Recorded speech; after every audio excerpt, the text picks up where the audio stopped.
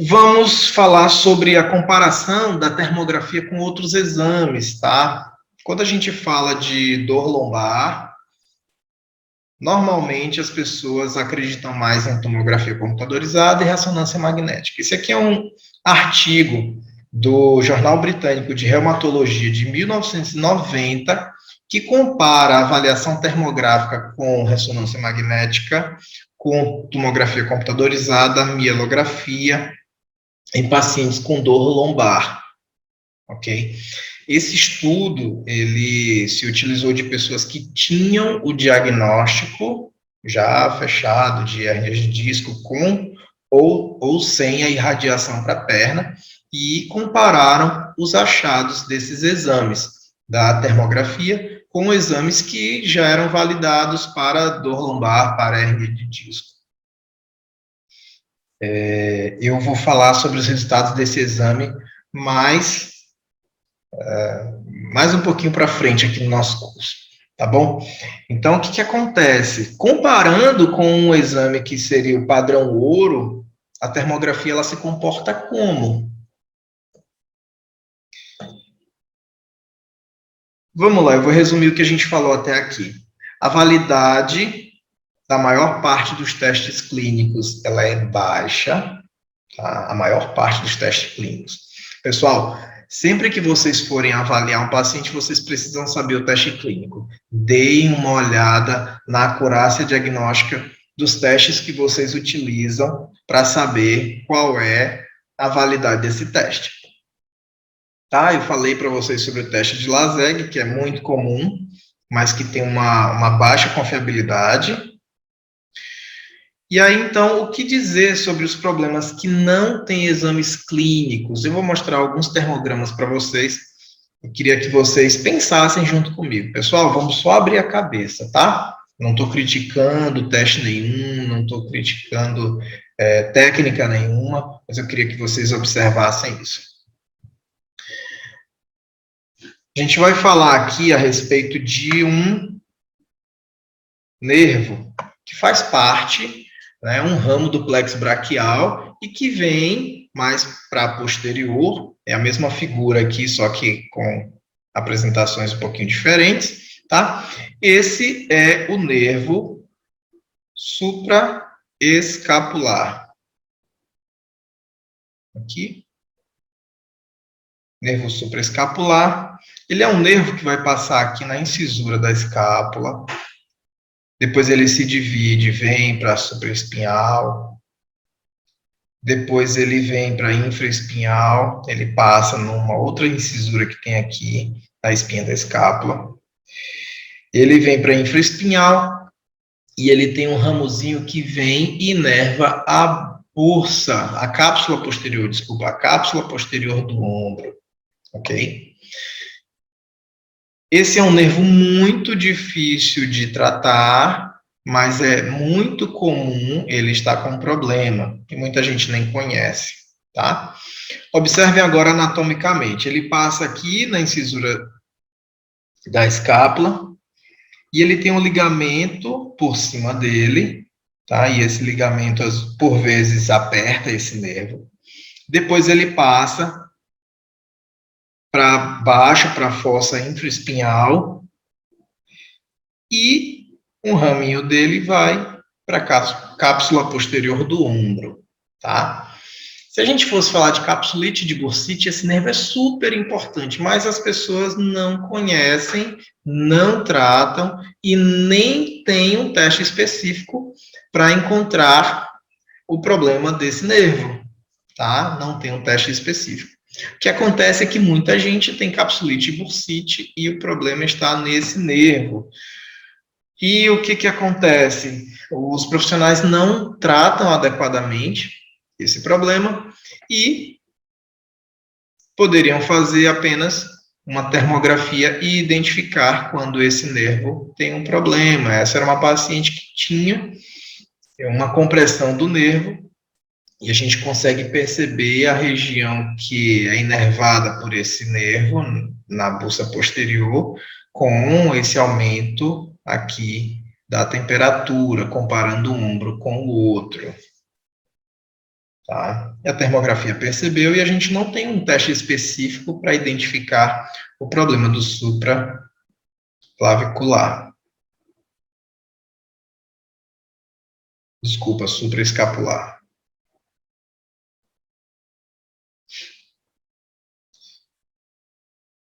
E aí, o que eu vi lá na USP? Eu vi claramente que, por falta de um bom tratamento, mas por falta de um bom diagnóstico, muitas pessoas precisam fazer infiltração desse nervo. E essa infiltração é feita rotineiramente porque é uma dor insuportável que os pacientes têm, tá? Mesmo que não seja muito alta, é uma dor constante que incomoda muito. O que eu queria que vocês entendessem disso? Esse nervo, ele é um ramo de C5, C6, tá?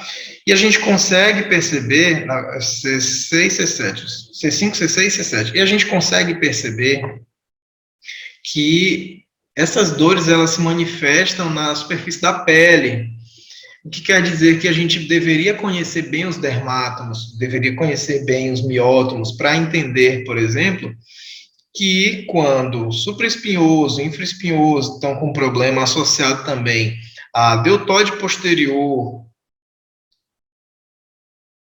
com limitação do movimento do ombro, com o diagnóstico de capsulite, a gente pode estar diante do problema de um nervo que sai lá de C5, C6.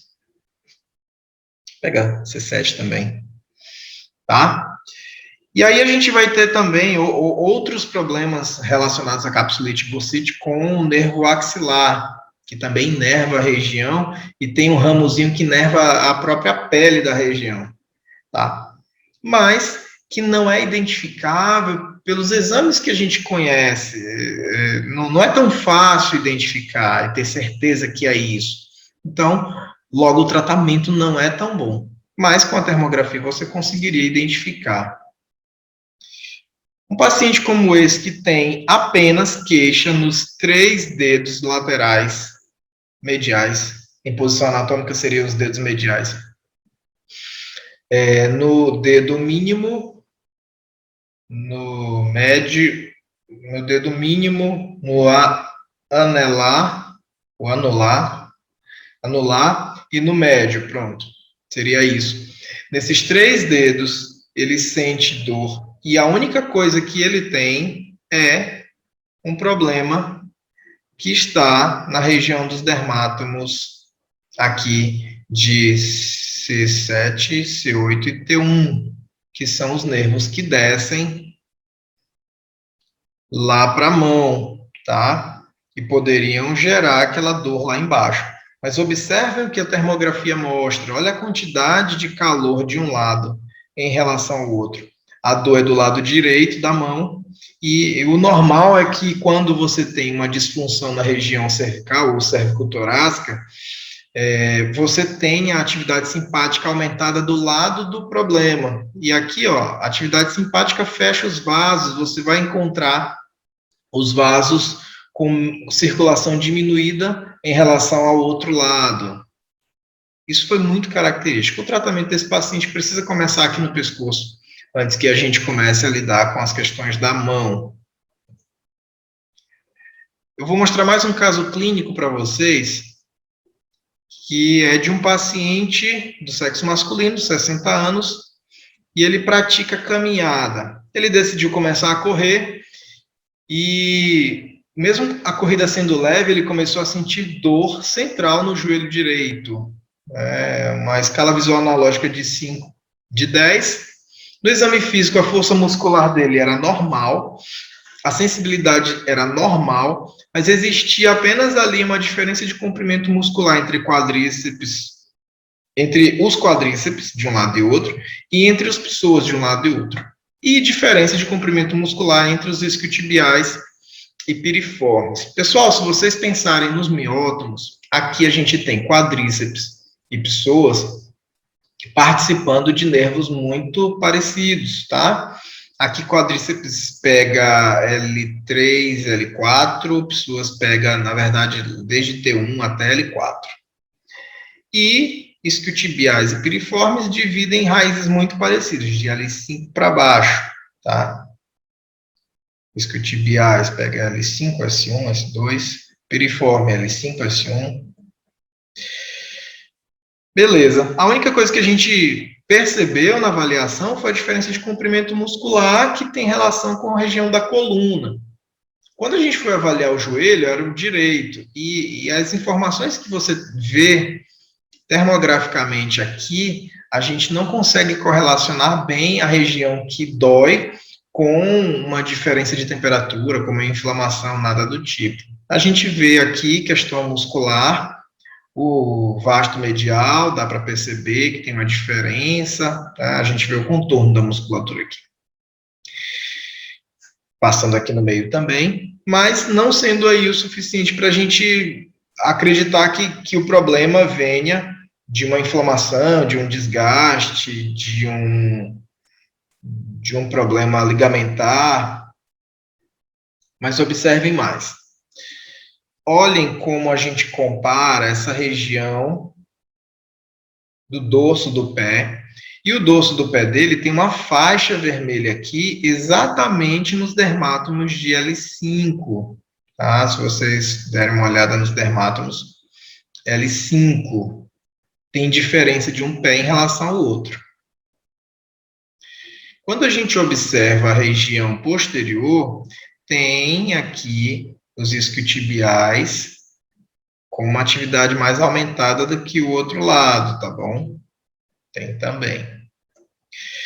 Mas o que chama atenção? Pessoal, para quem entende de anatomia topográfica, essa região aqui, ó, no alto da crista ilíaca, você encontra a união entre L4 e L5, seria isso aqui. Mas mais acima também tem um problema. Qual é o problema que a gente encontra? Assimetria, tá? Você tem um aumento do metabolismo do lado direito em relação ao esquerdo. Tanto nessa região mais baixa, quanto aqui em cima também você tem uma diferença de temperatura de um lado em relação ao outro. Eu vou entrar em detalhes sobre essa questão da coluna e das assimetrias da coluna numa aula posterior, ok? Mas observem que esse é um paciente que claramente tem um problema da coluna que pode estar influenciando o joelho. O tratamento dele foi todo na coluna e bem pouco no joelho.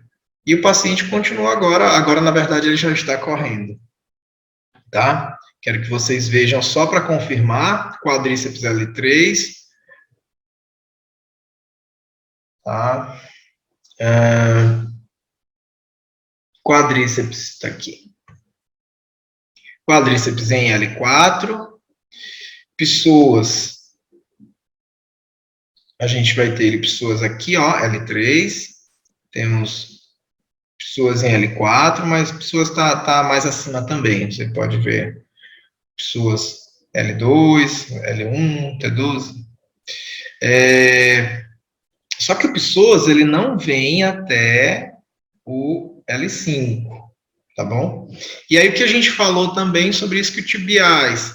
Isquiotibiais L5, ele pega um pouco de L4, aí ele vai pegar S1 também, pelvitrocantérico, fibulares, ok? E os piriformes são os pelvitrocantéricos, tá aqui em S1, tá aqui em L5 e S2 também, ok?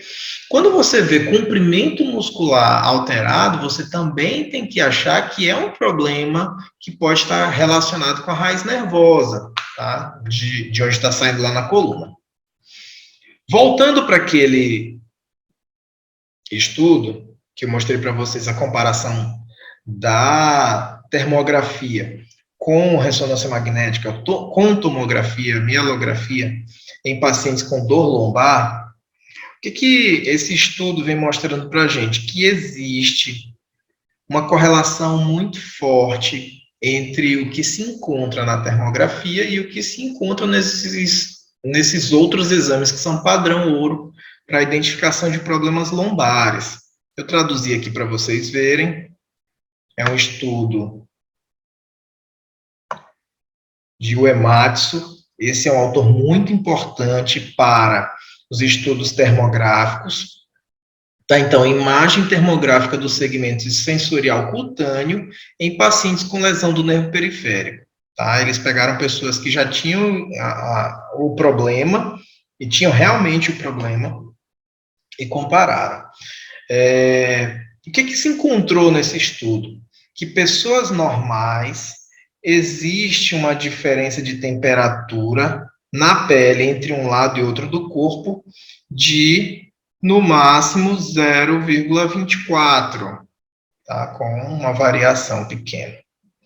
E em pessoas com lesão, com problemas, né, no caso desse exame, problemas de nervo periférico, a temperatura da pele inervada pelo nervo danificado desviou em média de 1,55, tá? Ou seja, pessoas que têm diferença de um lado e outro acima de 0,3, mais ou menos, o 0,24, mas a gente já utiliza o 3, acima de 0,3, começam a ter alguma disfunção, se houver essa diferença. Mas quando existe um problema mais sério, como, por exemplo, um dano na raiz nervosa, um lado e outro vão se encontrar assimétricos a partir de 1,5, ok? Então, a gente pode encontrar um câncer, a gente pode encontrar uma inflamação importante a partir de 1, né? Então, 1 grau de diferença entre um lado e outro do corpo já é um problema importante que nós precisamos entender se é de nossa competência tratar ou não aquele paciente. E a partir desse estudo do Uematsu, a gente tem essas referências aqui, tá? Quando a gente avalia um paciente, a gente considera ele normal quando um lado e outro estão iguais ou com uma diferença de até 0,24. Começa a sugerir que ele tem uma alteração se a diferença de temperatura entre um lado e outro do corpo está entre 0,3 e 0,6.